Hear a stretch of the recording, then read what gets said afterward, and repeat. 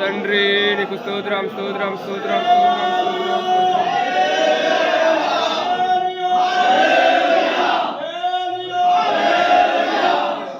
ప్రభు మన మధ్యలో ఉన్నాడు. మనమందరం కూడా వినయ విధేయతతో తగ్గించుకొని కన్నీరు గాచి ప్రార్థన చేసుకుని ప్రతిమలు అడుగుకుందాం. ప్రార్థనలు అందరూ ఏకీభవించండి ప్రియులారా.